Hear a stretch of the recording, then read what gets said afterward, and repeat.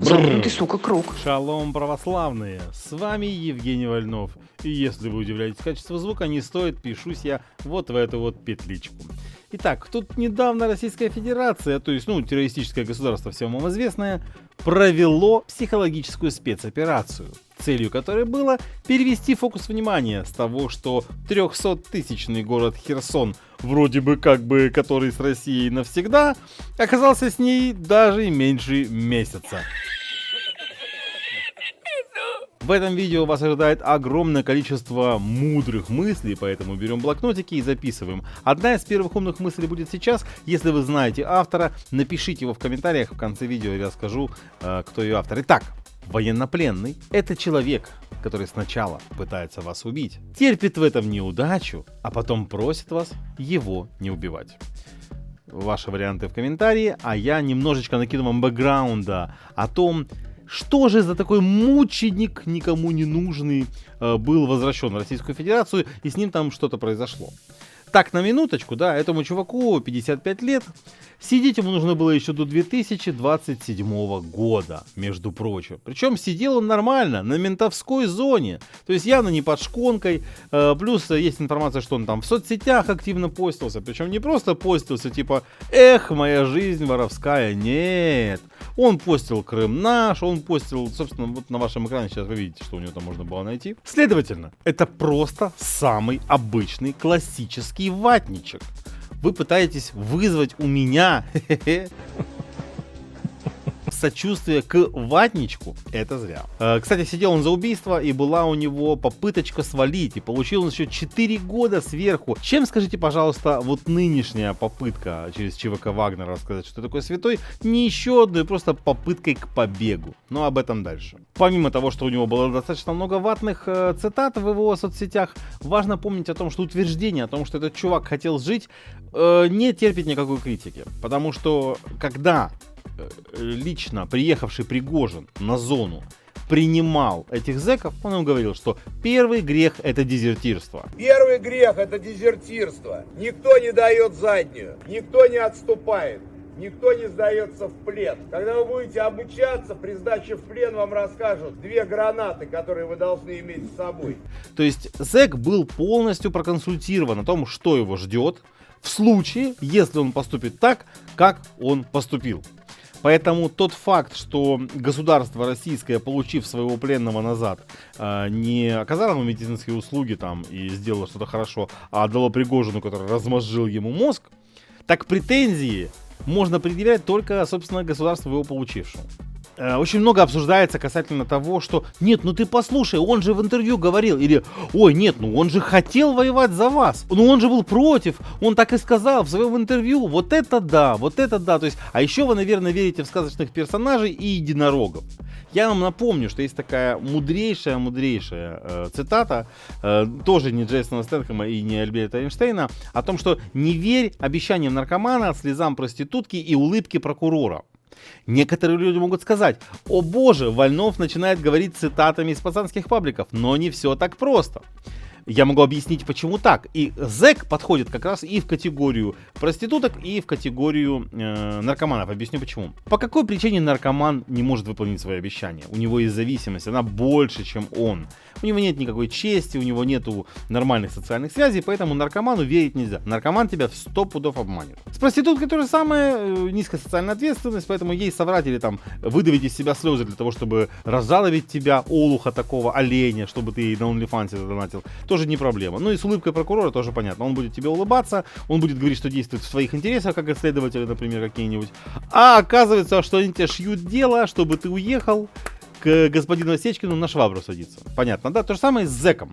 Зэки — это люди, живущие в системе, в которых у них все, что есть, это возможность соврать, как-то пропетлять, придумать что-нибудь на уровне разговора, убедить человека в чем-то. Вот это вот главный скилл зэков. Они очень хорошо любят убеждать. Они могут давить на жалость, как делал этот, или рассказывать, что они такие супер Рэмбо, которым оставалось отсидеть всего лишь какую-то пятерочку, но не хотелось ему чалиться до 60 лет, до пенсии на этом. Хотя не, пенсия Жрашки 65, ну неважно, короче, зэковской пенсии. Не хотел он чалиться, и он подумал, что он такой классный продуманный хер, сейчас кинет всех, свалит, значит, в Украину, расскажет украинцам, что он-то на самом деле всегда любил сало, борщ и верши Шевченко, и поэтому его нужно взять в вооруженные силы Украины, правильно? Ведь над входом в вооруженные силы Украины так и написано: принимаем всех, если вы любите борщ, пампушки и верши Шевченко. Правильно, да? Ну, вроде ничего я не путаю, исходя из того, что я читаю в комментариях и охреневаю просто от того, что вы там пишете. Как будто какой-то обоссанный зэк, триперно-сифилитично-туберкулезный, не имеющий никакой военной подготовки, ничего из себя не представляющий как профессионал, что кто-то даже подумает о том, чтобы это тело поставить рядом с высококлассным, профессиональным, опытным, по последнему слову техники экипированному солдату вооруженных сил Украины. Вы что там все больные, что ли? То есть, если пришел зэк и сказал, что, ну, все, я за вас, давайте мне там это, где там, арморы, блядь, волыны, вы действительно думаете, это так работает? Ты угадал, бля. Никого, никаких зэков, никаких утырков. И тут такие в комментариях: пок-пок-пок, ну как же Регион России, пок-пок-пок, ну как же программа «Вернись живым». Об этом немного позже. Подводя итог по поводу этого зэка и того, что он сказал, как будто бы то, что он сказал, имеет какое-то значение и имеет какой-то вес, хочу вам напомнить, что русский не врет только в одном случае: когда его род занят членом его сослуживца, или его сокамерника, или его там друга. Это единственный момент, когда русский не врет. Все остальное время, пока у него рот свободен, он будет врать. Посмотрите видосы с этими мамками, которые там, или женами, которые: вот наши бедные, тра-ля-ля. Даже они врут. Даже они врут, потому что они понятия не имеют, что происходит, и говорят лишь со слов своих этих петушков. Послушайте мамок, которым я звоню. Кстати, все шикарные звонки с визгами мамаша как оккупант у меня в Телеграме и на пранк-шоу. Ссылки все в описании. Кстати, не забывайте, вы можете поддержать это занятие, став спонсором канала или приобретя подписку на пранк-шоу. Либо, опять же, в том же Телеграме. Короче, ссылки все нужные в описании есть. То есть мы закрыли насчет того, что верить словам зэка не имеет никакого смысла. То, что он там какие-то полиграфы проходил или не проходил, не имеет никакого значения. У него в принципе никогда не было шанса попасть в вооруженные силы Украины. У нас нет штрафбатов. Мы не нанимаем кадыровцев, чтобы те шли сзади Ваняк и расстреливали в спину. Этим занимается Российская Федерация. Мы не Российская Федерация. Едем дальше. Также умиляют в скукореке насчет того, что он не хотел сдаваться и выдача без желания. Во-первых, приведите, пожалуйста, доказательства того, что он не хотел сдаваться. А что такое? Ну, в смысле? У вас есть доказательства? У меня нету. Интервью какое-то, ну так оно было раньше дано. Сейчас он считал одно, потом другое. Ему сказали: вернись домой. У тебя же там такие замечательные дети, над которыми вы, сердоболы, рыдаете. И которые теперь все предъявляют претензии. Вся семья плакала. Даже кто к нему плохо относился, все плакали. Вся семья. То есть... Наше мнение, украинцы его обменяли, он был у украинцев в плену, и с ним произошло вот такое. Все его родственники, все, винят в этом хохлов. И сейчас, что мы раньше говорили, что вроде там и мирные есть, ну раз они так делают, пускай этих украинцев также всех, блядь. Вот это мы так думаем, вся его семья. Все, блядь, ну большинство народа не поддерживает нашу власть, но ничего сделать не могут, потому что вот так вот, блядь, случилось. Никто ничего не может изменить, никто, блядь, не может. Зачем человека отдавать на смерть? Хохлы, блядь. Ну, у него детишки есть, он вдруг осознал, что он к детям, к своим хочет. Попросил его обменять, его обменяли. А что? У тебя есть доказательства другого? А что ему не возвращаться? Как будто бы он мог бояться, что он вернется, а ему размозжат башку кувалдой. Но ведь такого ни разу не было, да? Или что, у вас в стране своих граждан, которые вернулись из плена, убивают кувалдами? Ой, слушайте, извините, наши цивилизованные законы такого не учитывают. Украина тут все. Ну и вообще, вы так говорите о том, что замочили зэка-наемника, как будто бы в этом есть что-то плохое. Как будто бы вы думаете, что кто-то из Украины может сказать, что он против того, чтобы россияне уничтожали россиян. Да, ребята, хоть все друг друга перемочите. Мы только будем за. У нас станет одной огромной проблемой меньше. Поэтому взывать к украинцам, говоря: вы что, вы отдали нашего зэка, которого замочили? И типа, да, окей, нужно еще отдать. Вы еще готовы кувалдами поработать? Ребята, у нас пленных полным-полно, без проблем. А вы заметили, как россияне сместили фокус с факта убийства этого зэка российским государством? Ведь обмен происходит между государствами. Никто из Украины вагнеровцам не передавал этого чувака. Их передали российскому государству. Это российское государство передало зэка вагнеровцу, и вагнеровец его откувалдинил. Поэтому все претензии можете отправлять в Кремль. Причем это смещение фокуса происходит не первый раз. Россияне говорят о своем государстве как о каком-то стихийном бедствии. Как будто бы пошел дождь, ну что ж, вот так вот. То есть типа война началась, но мы ничего не могли сделать, она сама началась. Ну, Путин со своими подельниками убивает граждан путем, значит, разбивания им головы молотками. Ну, что мы можем сделать? Это вы, украинцы, плохие, что с нашим государством ничего не делаете, хотя это не так, естественно, мы делаем. Я лично уже 8-й год его разрушаю всеми доступными мне способами. Но это ваша ответственность. Никто за вас, ваше государство фиксить не должен. Причем самое смешное, что Пригожин сам лично у себя в канале признал, что это он сделал, а виноваты мы. Шикарно. Ну и раз эта тема всех так зацепила, я решил вам пояснить и дать очень простую инструкцию. Сейчас по аналогии с другими примерами я вам объясню, как не попасть под кувалду. Вот смотрите, есть швабра и есть ваша жопа. Вам просто нужно не приближать черенок швабры к собственной жопе, и тогда вы на нее не попадете. Вот есть ЧВК, а вот есть вы. Просто не вступайте в ЧВК, и вы не станете подкладочкой под кувалду. Очень просто, элементарно. Еще проще. Ты не хочешь пропускать новые видео. Просто подписываешься на этот канал, ставишь лайк, пишешь комментарий, и все, следующие видео выходят, и ты их не теряешь. Да, это так просто. Просто не нужно вступать в ЧВК. Просто не нужно становиться оккупантом. Просто не нужно тащиться в Украину, потому что вас здесь прикончат. Касательно всех скукореков насчет испорченного имиджа Украины. Ко-ко-ко.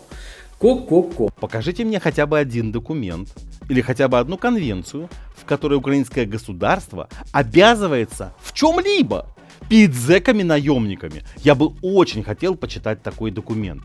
Неучи начинают сразу же кукарекать про Женевские конвенции. Они их даже не читали. Они вообще думают, что это одна конвенция. Я рекомендую вам ознакомиться с их положениями. Там очень интересно расписано. И вы поймете, по какой причине зэк-наемник в принципе не может быть тем, к кому эти конвенции, правила из этих конвенций применимы. Просто вы немножечко не владеете матчастью. Следовательно, еще раз, перед тем, как говорить, что украинское государство что-то должно зэку, найдите мне документ, в котором это написано. Что, не можешь найти? Естественно, потому что его просто не существует.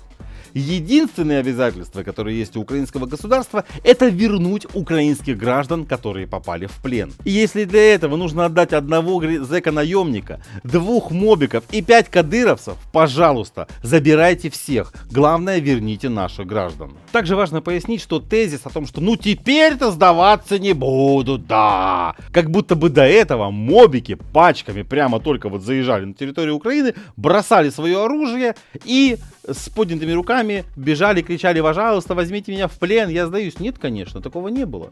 Если бы у нас была статистика, а у нас ее нет, но я думаю, что если бы она у нас была, то процент тех, кто сдался сам, был бы близок к 10. Все остальные 90% пленных взяты в плен силой.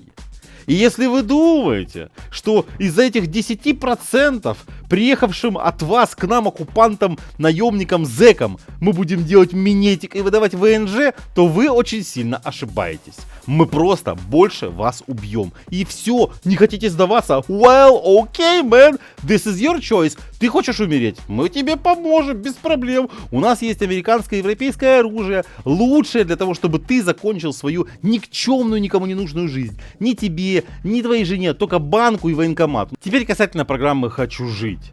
Вы должны понимать, что эта программа не для тех, кто попал в плен, так сказать, так получилось, и тогда он уже начинает рассказывать, что он хочет в эту программу. Не-не-не-не-не. Для того, чтобы сдаться по этой программе, вам еще до того, как вы попали на фронт, нужно написать, дать информацию о себе, рассказать, что вы хотите попасть в эту программу. Потом, когда вам придет повестка, уведомить об этом, исследовать инструкциям. И тогда, может быть, вам повезет, вы получите инструкцию, как сдаться, так, чтобы вас не завалили. И тогда, может быть, вас не обменяют. Нигде нет никаких гарантий, что вас не отдадут тогда, когда это нужно будет для того, чтобы вернуть назад украинцев. Еще и еще и еще раз напоминаю. Единственный приоритет, который есть у украинского государства, это украинские граждане. Нам плевать на россиян.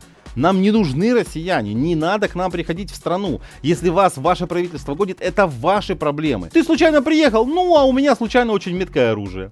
Понимаешь? Но все равно, сдача в украинский плен увеличивает на 99% вероятность своего выживания. Совершенно верно. А вообще лучше просто не брать повестку, прикинь. А практику интервью с пленными нужно продолжать. И даже нужно раскручивать, делать поп-звезд из этих пленных. Потому что сейчас за одного такого Ванька мы можем получить только одного пленного украинца. А если он даст интервью Гордону, Фейгину, Арестовичу, сфоткается еще с кем-то, скажет, что он любит борщ, да вы че, нам за него отдадут 100 наших человек. Поэтому Золкин, будь он хитрее, он бы разводил этих чуваков, чтобы они всякую гадость говорили про РФ и про российскую армию, ну, чтобы набивать им цену, понимаешь, как за кадыровца, прикинь, можно так раскрутить русского пленного, чтобы он стал ценен одному кадыровцу. Вау! Ну, я вообще вам напоминаю, что кацапы должны нас бояться больше, чем своих бояр. Поэтому видео с кувалдой обязательно распространите среди всех потенциальных мобиков. Пусть знают, какая судьба потенциально их ждет. Еще один аргумент, почему все кукарекают в сторону Украины, но никто не кукарекает в сторону Пригожина. Потому что просто элементарно суд. Боятся! У них страх по поводу этой фигни, но кукарекнуть куда-то нужно. Куда кукарекнуть? Правильно, в сторону Украины. Типичный ватан. Причем в самой Рашке существует статья, которая запрещает наемничество, но при этом Путина протекторирует сам президент и все вокруг него. Мусора, армия, ФСБ, никто ему не мешает. И у вас еще есть какие-то претензии к украинцам. Да россиянин вообще не имеет права не то что рот свой открывать, взгляд поднимать на украинца после всего, что российское государство сделало. И вообще мне стало известно, что гражданин Осечкин позволил себе требовать от украинского президента пояснений по этой ситуации. А Лолифил Светов, который любит смотреть на расчлененку детей, вообще начал использовать чисто манипулятивные подходы. Он взял видео, в котором Золкин говорит, что мы ничего не должны этому зэку, и вставляет видео Зеленского, где тот обращается к вооруженным силам Российской Федерации. С чего вы взяли, что мы этому человеку что-то гарантировали? События показывают, что единственный выход для российских солдат — это сдаться в плен украинским силам. Ну просто я хочу понять, с чего вы взяли, что этому нужному кто-то что-то гарантировал? Только это гарантирует им сохранение жизни и отношения в соответствии со всеми конвенциями. Откуда у вас такая, информация берется? Откуда вы ее берете? То есть Зеленский записывает видео, обращаясь к военным, у которых есть военный билет, которые являются профессиональными военными. Ну или там, неважно, как они оформлены, контракт или призыв, неважно. Это представители той страны. У них есть вполне конкретные правила, и к ним применимы всякие там конвенции женевские и так далее.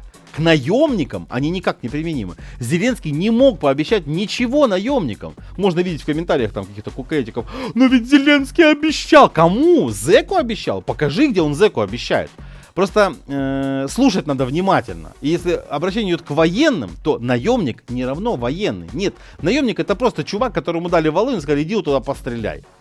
Он не имеет ничего общего с военными. Хотя я понимаю, да, что для россиян, в принципе, вооруженные силы, состоящие из алкашей, сброда, чмошников, неудачников, закредитованных каких-то мудаков и так далее, они, в принципе, от зэков сильно не отличаются. Часть из тех, кто является этими вооруженными силами, наверняка сидели. Это все-то понятно. И, кстати, скоро выйдет звоночек вот с таким вот поцем, который я уверен, что он сидел. Но дело-то не об этом. Дело в документиках. А по документикам этот зэк никакого отношения к вооруженным силам не имеет. Поэтому вопросики ваши, пожалуйста, к Путину. Так вот, к правозащитникам у меня только один вопрос, гастрономический. Вы с солью будете хуй или без? Потому что какие-либо вопросы от вас никому не интересны. Вы не имеете права задавать вопросы украинскому президенту. Идите задайте в СИНу вопросы. Где уголовник номер 14885 ненужный, которого они должны хранить в своей системе до 2027 года? А? Где? Что-то такого не вижу. Ни Светов, ни Кукусечкин этот ничего подобного не сделали. Хотя чего удивляться по поводу отбитого Светова. Для него Стримаусов это жертва, а Пригожин это гигантская историческая фигура. И мы помним, что помимо всего прочего, он герой России, ЛНР, ДНР и России. Хотел сегодня обсудить смерть Кирилла Стримаусова, скоропостижную, также трагичную. Просто под Светов с кривым еблом. Поэтому всем сердоболам, которым жалко этого зэка, пишите Бастрыкину и ФСИН. Только Бастрыкин что-то не возбуждается. Ну напишите Пригожину. Коленки дрожат, да ладно, ты не усыкайся, все нормально. Ты же не вступаешь в ЧВК. Ну так что, тебя башку не будут разбивать. Тебя просто прирежут. И да, если вы еще не поняли, перед вами типичная информационно-психологическая спецоперация, цель которой отвлечь внимание от того, что пидорашка потеряла 300-тысячный город, который был типа ее в доску навсегда. Она везде утверждала, что это теперь ее территория. Теперь у территории Российской Федерации нету четких границ. У Украины есть, а у России нет. А украинцам я рекомендую присмотреться к окружающим и к тем, кто продвигал тезисы этого ИПСО. Про то, что бедный зэк, и про то, что Украина кого-то там предала. Потому что это либо полезный идиот тупой, либо, скорее всего, агент ГБНИ. Либо полезный идиот тупой, который в потенциале может стать, естественно, агентом ГБНИ. На ГБНю только тупые и работают. Поэтому фильтруйте информацию, не ведитесь на фигню, подписывайтесь на этот канал и показывайте это видео своим друзьям. Потому что это именно он автор трека, который ты слышишь сейчас, а также таких шедевров, как «Бавовна» и «Чернобаевка».